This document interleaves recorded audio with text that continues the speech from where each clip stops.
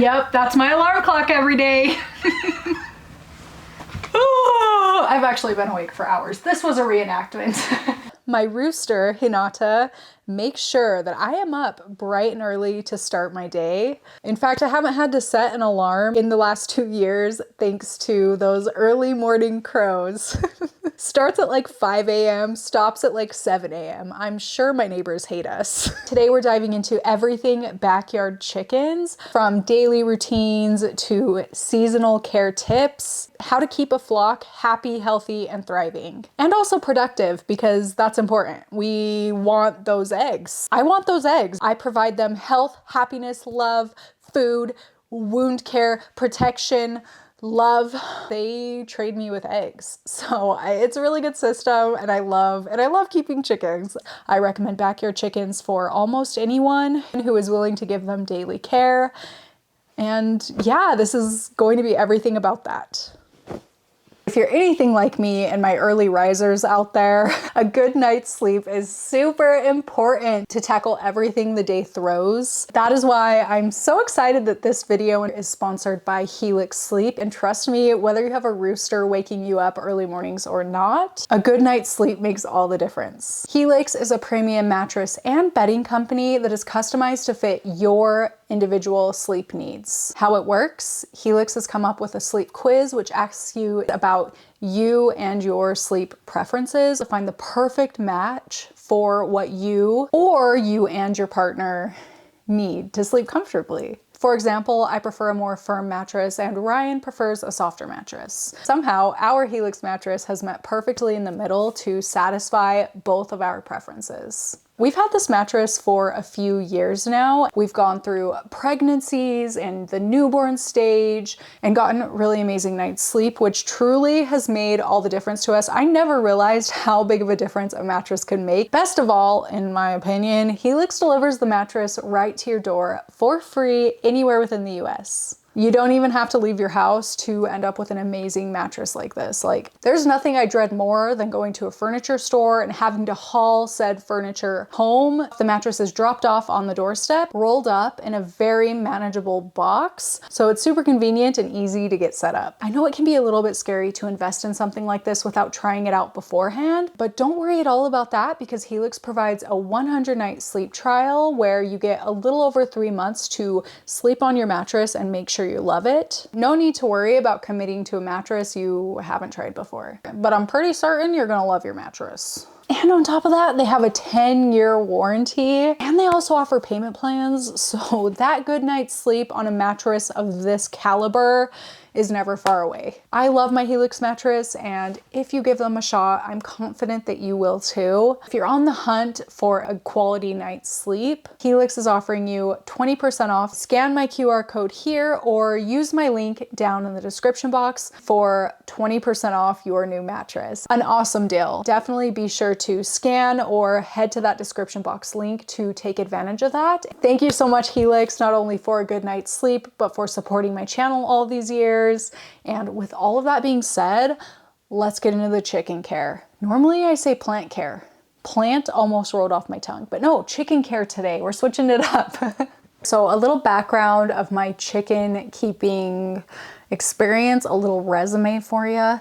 I have had my backyard chickens for a little over 2 years now, but growing up, as far back as I can remember, my family had backyard chickens as well. So it was really exciting to be able to add backyard chickens to my repertoire. In my adult life, they've been my favorite animals since my early elementary days. And I remember growing up, coming home from school, and instead of going to like the TV or my bed or whatever activity, I would go back to the chicken coop and spend time with the chickens. I love chickens. Chickens are so fun because they do really each have their own individual personalities, like how our dogs and cats have their own personalities that we grow to love. Chickens do as well, and it's extra fun because having them in a flock situation where you have multiple chickens at one time, which is what chickens do prefer. They do not like to be lone animals whatsoever. Their personalities really shine. Their social lives are very important to them. They are very social creatures.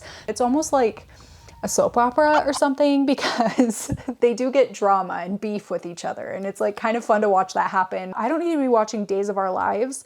I can be out there with my hens watching all of that social drama happen real time, and it's so fun and funny, and yeah, I just love them. I love them. There are a couple of things to keep in mind if you're somebody who is seriously considering getting backyard chickens. Number one, you need to be able to commit daily to their care, if not daily, every other day for sure. Fresh water, they need fresh food, eggs need to be gathered, and the chickens themselves need to be inspected fairly frequently. Super important. Also, it's kind of funny whenever Ryan or I mention the whole backyard chicken things, people tend to be like, oh, amazing, you're getting such a great deal on eggs because eggs at the grocery store are so expensive, but keeping backyard chickens, it really isn't cost effective. Definitely my backyard eggs are more expensive than the store-bought eggs I could get. Even right now where egg prices are so inflated, it really does take a lot to keep backyard chickens happy and healthy and thriving to the point that I feel comfortable collecting and eating their eggs. Oftentimes those eggs you can buy bulk at the grocery store are not laid by healthy, happy hens. Just knowing how chickens are, eating an egg from an unhappy hen makes me feel really icky. The price is worth how much more comfortable I feel taking eggs from a happy hen. There are three differences between happy eggs and sad eggs.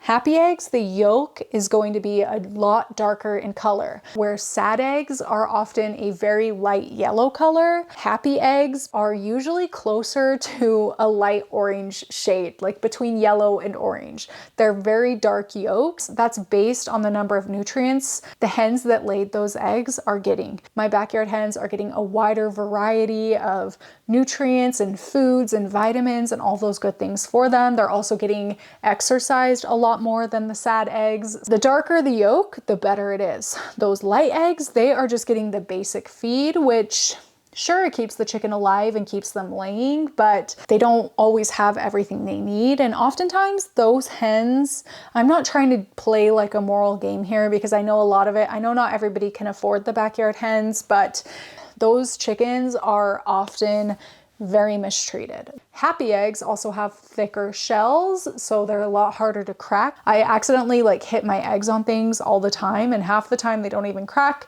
Store-bought eggs, you know, those things crack like that. So those are the main differences. As far as chicken keeping goes, there are a few things I do every single day for my chickens. Number one is giving them clean water. Chickens are so dirty and they get their water dirty so fast. I just find that this tub is easiest to use in the summer and the winter to change the water. Like in the winter it freezes every day and that's why I have to change it, but it's easy to just dump out the ice cube and then refill it every day. Something random but kind of cool is my chickens actually planted a few tomato plants right outside the run, and by planted I mean I threw some tomatoes in here, they kicked a couple of the seeds outside, and those seeds grew into big giant tomato plants that I've been harvesting tomatoes from. I also planted a spaghetti squash here that I can just dump out their water every day. It washes the poop over to the plants, fertilize the plants. So it's a really cool, easy way to keep veggie plants. I love it. This whole thing is a tomato plant. And chickens can't eat the green parts of the tomato plant. They can only eat the actual tomatoes once they're ripe. But they don't bother this plant, even though it's like brushed up against their pen, because like they know they're not stupid, you know? squash. The plant's dying back now because it's starting to get cold, but we've gotten 5 squash off of it already, with quite a few still ripening. Today I'm actually going to scrub this out with a rag. It's getting a little bit of algae. So I have a tiny, tiny bit of dish soap on this rag, and I'm just gonna scrub it out really good. I don't do this every day. Probably like once a month I'll scrub this out, but today it just happened that like everything aligned all at once that I have to do for my chickens.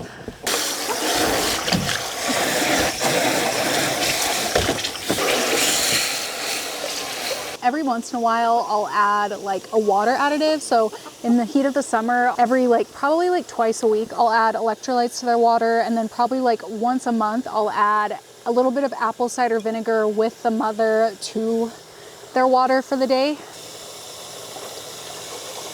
To help with a somewhat common chicken like sickness.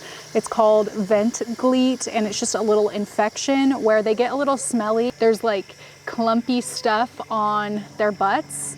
And I know the apple cider vinegar thing is kind of like debated online. I've read a lot of people that swear by it. A lot of people don't swear by it. I'm somebody that swears by it. I do this once a month, and any of my hens that seem to have a gleat problem, it clears it up. So that's why I try and do it every once in a while. This here is Babe. And this one is Ruth. And yeah, they have all this clean water, but for some reason they still choose to drink out of the dirty puddles. So whatever, weirdo.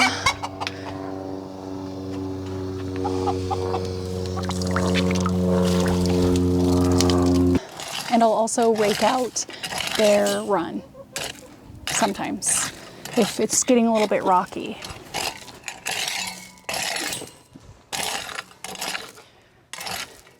Around the border of their run, there are so many feathers all at once. Like, seriously, one day there weren't very many feathers out here, and then the next day I came out and I was like, oh shit, something ate one of my chickens. They are actually having their hard molt right now, where they lose like all of their feathers basically. Chickens will molt once or twice a year, usually in the spring and fall. In the fall, it's usually a hard molt where they lose like a ton of feathers, like most of their feathers, and they're not really bald right now, but they will end up pretty bald before their feathers grow back. And then in the spring, they like do a soft molt where they'll lose a few feathers, but they don't really bald or anything. So there's just feathers everywhere right now. It's looking extra messy in here. I might actually wait for them to finish molting before I rake up the rest of the pen, because they're just gonna drop more feathers and I'll end up having to do it later again anyway. So I'm just gonna save it. The other thing I do every day is top off their food container. I just dumped out what was left right here, and they can like snack on that for a little bit, but I am going to scrub this out because yeah, it's been a couple of months since I did that. So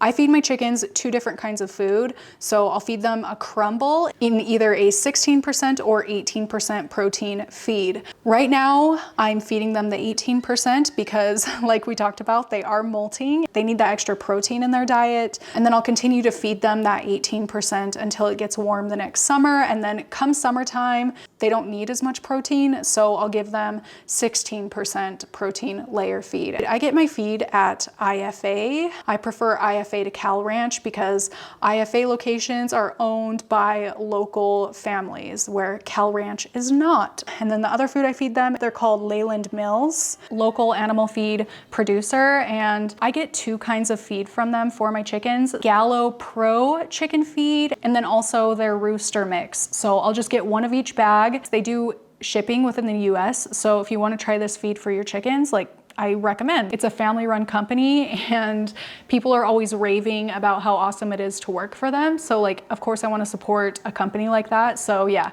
the Gallo Pro and then the Rooster mix. And I treat this more as a scratch, which is a little bit of an enrichment activity for my chickens. I'll just sprinkle some of this in their run and they can kind of scratch around, try and like forage. And it's really meant to mimic like foraging in chickens because chickens love to forage.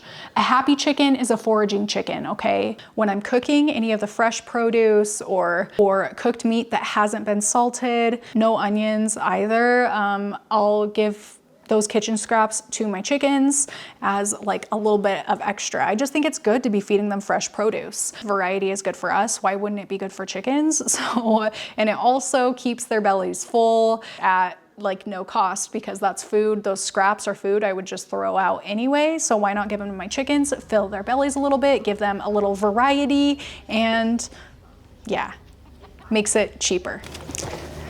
Ryan built me this, but the thing that sucks about it is I have to climb like actually up into it every day, which I don't love, especially when I'm feeling weak.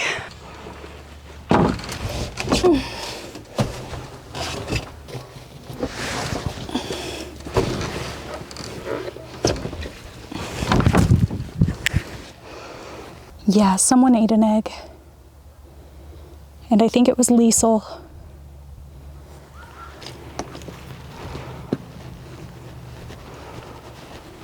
So today I only got 5 eggs. Everybody's molting. When they molt, you just don't get as many eggs because there's so much more energy expenditure on the feathers. I'll show you how to make sure that the eggs aren't spoiled. Of course, I did just pull these out of the coop, so they're fine.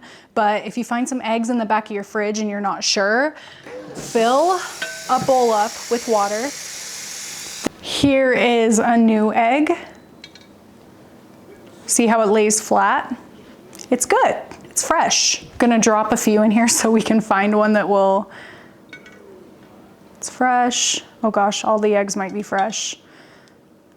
You see how it's kind of floating up? It keeps like bouncing up. Oh yeah, right there. Here we go. This is a good example. This egg, watch it when it goes in the water.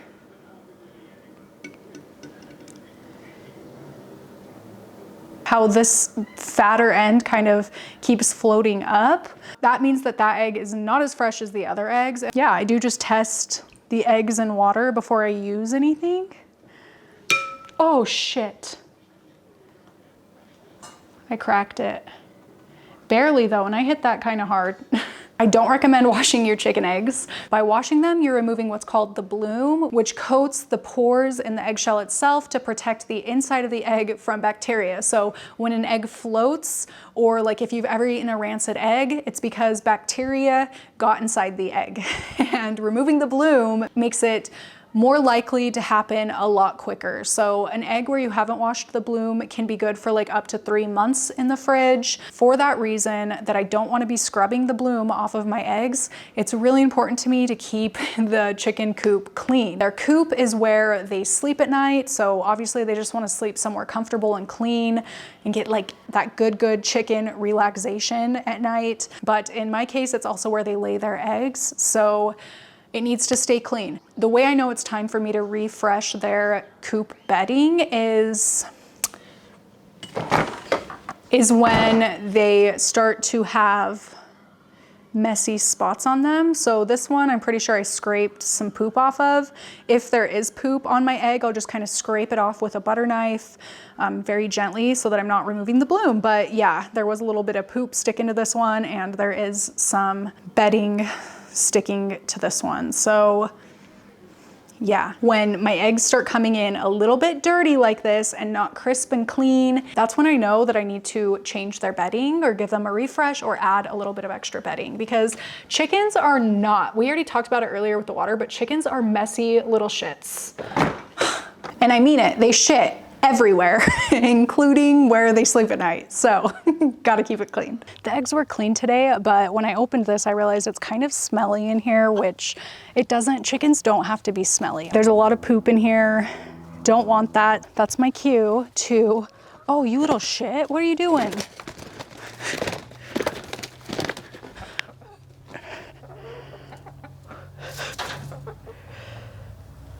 Hey. It's me.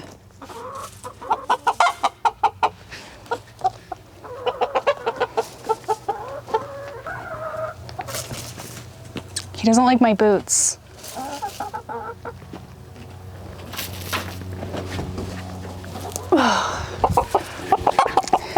I try to pick him up every day so that he knows I'm the alpha, but he doesn't like my boots. What a little meanie.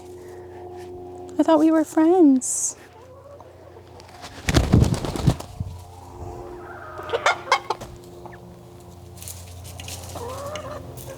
Yeah, he really does not like them. Anyway, here's what I'm gonna do.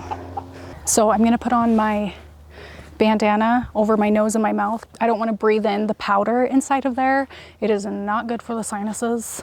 And yeah, I'm gonna rake out the dirty bedding into this area down here and kind of zhuzh that up and add some fresh bedding.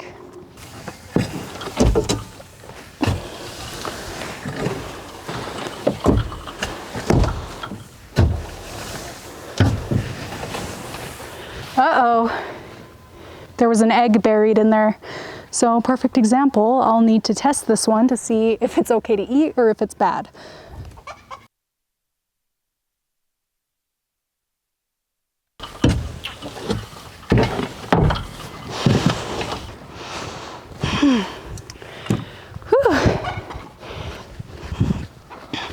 Next, I'm gonna add a thin layer of First Saturday Lime. This is like kind of like diatomaceous earth, but chicken safe, because diatomaceous earth is really, really bad for chickens to breathe in. So this is the better option. I do try to keep up on this every month, but sometimes it'll be like 2 months before I get to it. And in those 2 months-ish time span, it does kind of deteriorate and get smelly. So the more of the fresh shavings I can give them, the better. But I do try to remember every 2-3 weeks or so to add just like a little sprinkle of the fresh pine shavings into their bedding, and I'll kind of mix it up and it helps keep things fresh. This is called a deep litter method, and the deep litter method is what I've done since day one, and it really helps things from getting stinky and smelly and dirty, as long as every so often I'm remembering to sprinkle in some of these fresh shaving. Any of this old bedding that I'm shoveling out, I can add that to plants like my vegetables outside that my chickens planted. I've sprinkled some of that on top of them and watered it in, and it's really, really great for plant health. If you have a backyard garden, which I really don't this year, next year I will for sure. This is great to be sprinkling on your plants. Whenever I'm back there spending whatever kind of time with my chickens, feeding them treats, cleaning their run, whatever I'm doing, I do try to pay very close attention to each and every one of my chickens. Their eyes and their beaks are important to watch. You know, watery eyes or wet nostrils, those kinds of things. Any gasping or gaping of their beaks can signal a problem. Any discoloration wherever it is on them can signal a problem. So I do just like to have a really good baseline for what my chickens look like, but also a good baseline for what they act like. So if anybody's acting more lethargic than normal, then like I can kind of keep in my mind, hey, I need to keep a closer watch on this hen going forward in the coming days to see if there's anything going on with her, any other signs of like a sickness or something that I need to treat. All of my chickens recently got over dry fowl pox. Dry fowl pox is just kind of something they have to get through themselves. My chickens got them from mosquitoes that were living in their coop. This is the first year I've ever had an issue with mosquitoes in their coop. I did spray their coop down with, what's it called? Parathorone, something like that, to keep mosquitoes out of there. My hens got over it on their own, but like at first they were definitely, before they showed any signs of the fowl pox, my chickens were all lethargic, not laying at all. I was getting like 2 eggs a day, where normally I get like between 6 and 8 eggs a day. So those were 2 warning signs that kind of let me know that they were developing some sort of illness. And yeah, I did ramp up the food, the variety of food I was giving them, more fresh foods, more protein, more calcium, just to try and help give their bodies adequate energy to fight through that illness, because there really is nothing else you can do for that. They just have to work through it on their own. You can of course take them to the vet for things, but so far I've been able to treat all of my chicken issues right here at home. Yeah, right now I am treating Kitty for Bumble Foot, which is staph infection. She is the only hen of mine that got Bumble Foot, luckily. It would have sucked if they all caught it. That is something that over time can kill a chicken. The way I noticed it is her crown got really pale as I was kind of taking those really close looks at her. She had a small pink bump on her foot, and sure enough, it was Bumble Foot. So this is her treatment. I did this every single day for 2 weeks, and now I'm doing it like twice a week until it clears up. Here is my giant tub of Epsom salt. I can use this for a lot of things for chickens. Right now I'm gonna do a foot soak. So I'm just adding a scoop of this into my bin. Fill it up with just like an inch or two of water, just enough water to cover her feet. Are you chickies? Even though my hens are pretty comfortable with me, the worst part of treating them for anything is catching them. So I'm just gonna try and trick her and pretend I have treats in my hand. Usually I do have treats in my hand, but this time I don't, so.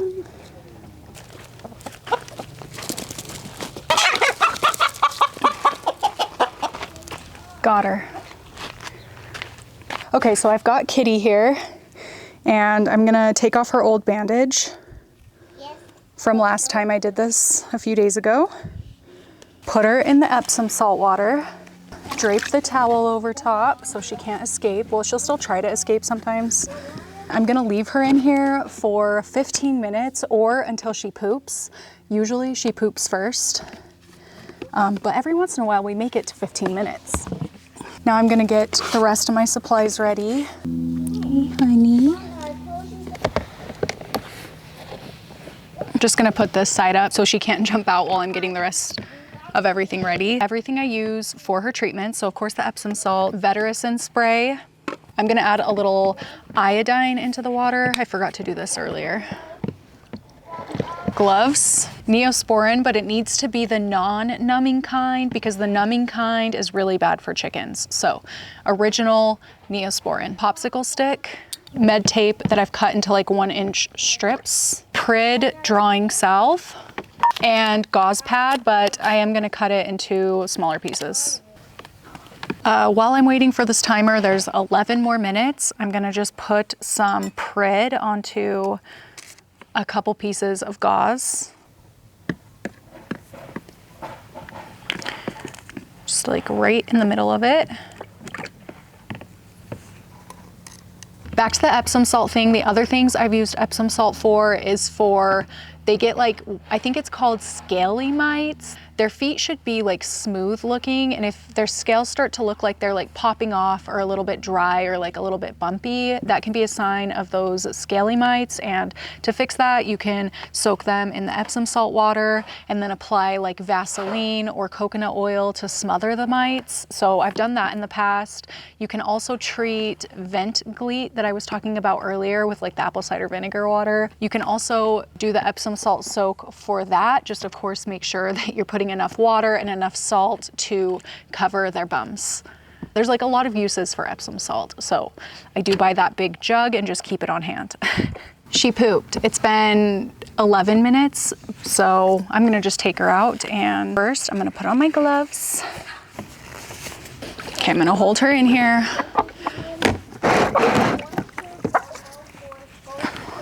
Lay out a towel flat. And then wrap her in the towel. It makes it so much easier so she's not like flapping around when I'm trying to treat her. Now I'm gonna put her on her back, but I gotta make sure that like she's tilted up because it's actually really bad for chickens to lay flat on their backs. This big black spot, that is the staph infection. Okay, I'm gonna spray it all over her feet. Yeah, you see that?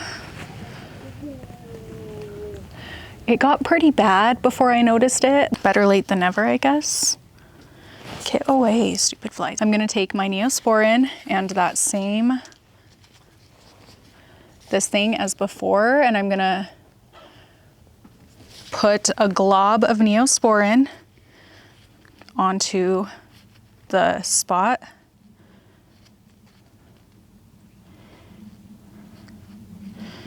And I'm gonna use the other side on her foot on this side. She has like a little owie here. I'm not quite sure what it is, but I'm just gonna go ahead and do something about that since I have all this stuff out anyway. Set that in my garbage pile. And now I'm gonna take one of my little strips and the Prid gauze.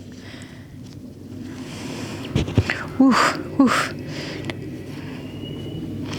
Put the Prid, nope. Oh, what the? Put the Prid gauze and wrap it.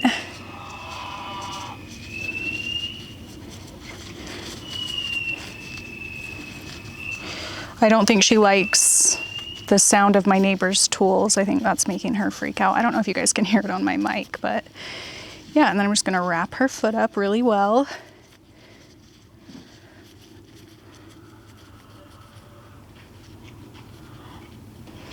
Like that. And then I'm gonna do the same for this side. Putting the Prid on her weird little owies. I'm not sure what they are. I don't think it's the staph infection, but I'm just gonna go treat it like it is so that hopefully they don't get infected.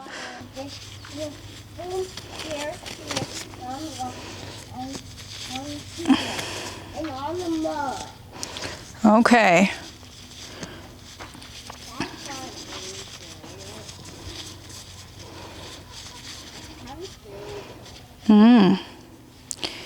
Take off my gloves.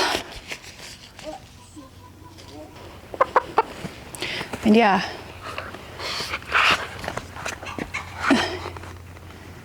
Now she's got some fancy feet. So I'm gonna set her down, unwrap her from the towel, but I don't wanna let her go because she'll run away from me instantly. And take her back to the flock.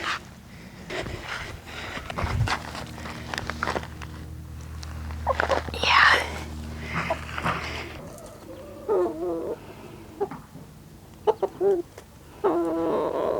I haven't quite figured out what that little rooster dance means.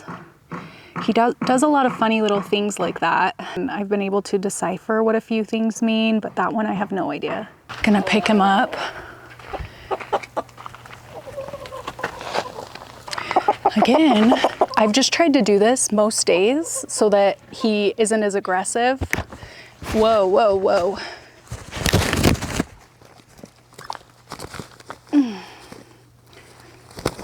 And like you can push down on them like this to assert your dominance, but I don't want to like scare him too much. It's okay. It's okay. We're friends. I'm not gonna hurt you. Okay, I know. I know, I'm not gonna hurt you.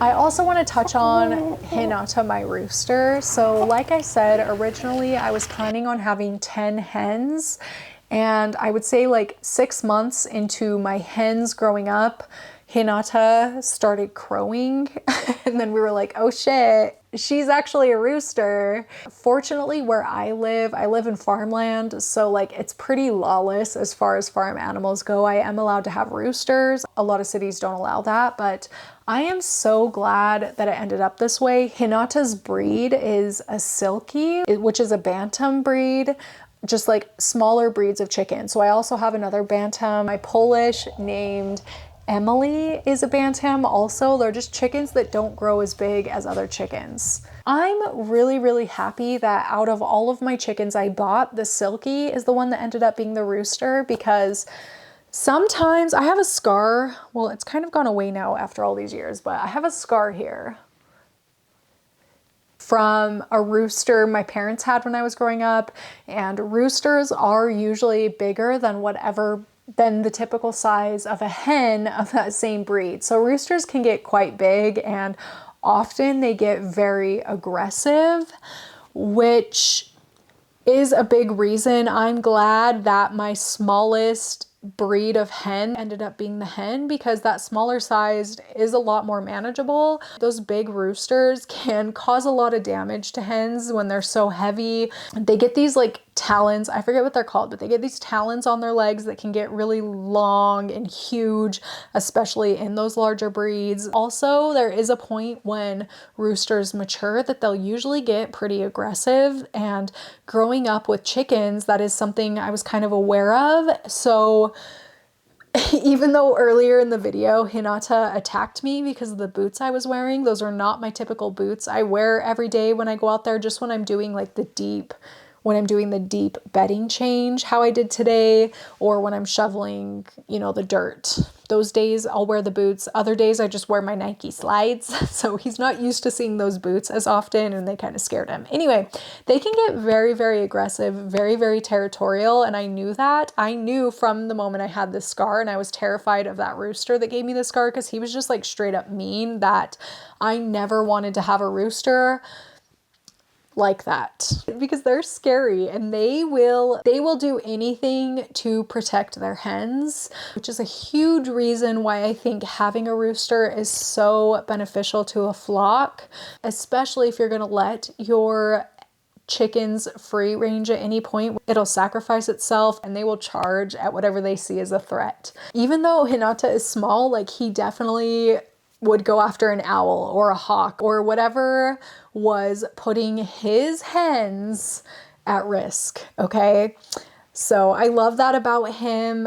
Roosters will also break up fights and disputes between hens. If my hens are getting really loud and yelling at each other, getting super vocal with each other, and it's seeming to get a little like elevated, Hinata is going to break that shit up and put them back in their place. That is something I love. That is something else I love about having a rooster that I didn't quite understand as a kid. But now that I'm an adult and I've watched them more, like I understand now that that's what he's doing, but he will break up fights between hens. He's also really cute, and if I like sprinkle out treats out there for them, he'll do this little like, he'll like bob his head up and down toward the treat and do this little clucking noise to let the hens know that there's a treat right there. He also like, sometimes when they're out there foraging, it's really cute. Even when they're out there foraging, sometimes he'll like find something to eat, and instead of eating it himself, which I'm sure he wants to, he'll like call a hen over and drop it down for them to eat, or like feed it directly to them. It's so freaking cute. I love him. He's so funny and like just such a little gentleman.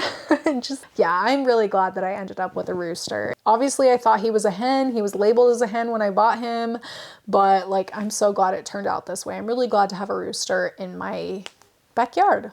He's so fun and cute and cool. I think that's everything I have to say about my chicken care routine. If I forgot anything important, I'll add it to the pinned comment. And if you're somebody that has backyard chickens, if I left anything out that you feel is important, please share your information. Like, let's help each other out to have the happiest, healthiest backyard chickens as we can. Thank you so much for watching. I hope you got something out of this video.